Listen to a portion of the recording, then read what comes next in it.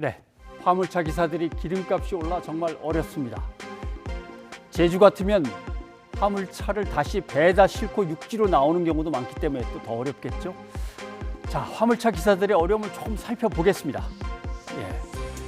이렇게 되면은 경유값이 지금 오른 게 엄청나게 오른 게 보이시죠? 그 다음에 한 40~50% 정도가 기름값이었는데 60% 이상으로 올라가고, 아무리 벌어봤자 절반 이상을 기름값으로 지출해야 된다라고 하는 겁니다.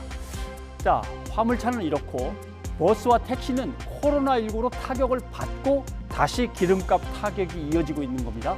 코로나19로 인한 매출 감소만 한번 보면, 노선버스를 보면 타는 사람이 30% 줄었고요. 매출은 35% 줄었습니다. 시외버스가 가장 타격이 크고 고속버스, 시내버스 이렇게 나갑니다. 준공영, 비준공영 따져보니까 다 비슷한 정도로 타격을 받았습니다. 이런 승객 감소를 그러면 버스업계는 뭘로 버텼을까요? 보시면 서울시는 지금 준공영제거든요. 적자 보전액이 지난해 4,500억, 올해는 벌써 3,900억 책정이 돼 있네요. 그런데 준공영도 아니면 다른 지역, 비준공영 지역은 그건 뭐 적자율이 지금 큰 폭으로 계속 높아지고 있습니다. 택시도 한번 살펴보겠습니다. 재택근무가 많아졌죠. 그러니까 택시 탄 사람이 확 줄었습니다. 또 코로나 때문에 택시 이용을 기피하기도 하고, 그래서 매출이 뚝 떨어져 있는데 또 플랫폼에 다들 들어가 있기 때문에 그 수수료는 계속 또 내야 되죠. 손님도 없는데 수수료는 또 내야 되고, 여기에 이제 휘발유, 경유, LPG 가격이 급등하고 있는 겁니다. 그래서 정부가 조치는 취했습니다. 정부가 취한 조치는 이런 겁니다. 유류세를 20% 내립니다. 그래서 3월 말까지 내려주기로 했는데 얼마 전에 우크라이나 전쟁이 터지면서 안 되겠다, 7월 말까지로 연장을 합니다.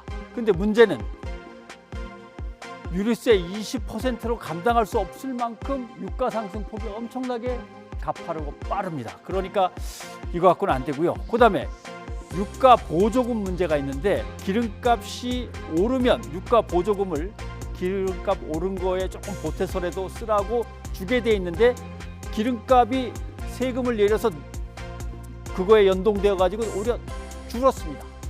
유류세가 주니까 보조금도 줄은 거죠. 이렇게 하면 뭐 별 소용이 또 없는 거죠. 그래서 대책들을 정리하면 이렇게 됩니다. 정부는 알뜰 주유소를 갖다 늘리겠다고 합니다. 알뜰 주유소가 조금 싸긴 싸죠. 그러나 이것도 대도시에 좀 많지, 조금 나가면 알뜰 주유소도 많지도 않습니다. 그 다음에 시장 전체를 교란시킬 수도 있고 질서가 어지러워질 수 있어서 알뜰 주유소를 마구 늘릴 수도 없습니다. 그래서 결국은 유류세를 아까 20% 줄였다고 했는데 결국 30% 줄인 다음에 그걸 7월 말까지가 아니라 좀 정상으로 회복될 때까지 여유 있게 쭉 길게 가져가는 수밖에 없는 거죠. 이것까지는 정부가 검토를 하고 있습니다.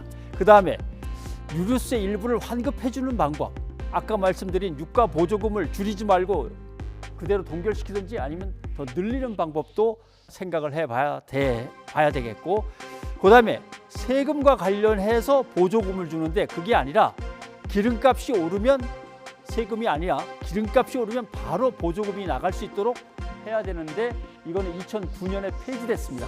그래서 다시 부활시키려면 법령을 바꿔야 되는 거죠. 자, 어쨌든 생계 유지가 어렵게 돼서 결국 차를 멈추고 물류 대란이 벌어지기 전에 적절한 대책들이 신속히 마련돼야겠습니다. 전상욱의 앵커 리포트였습니다.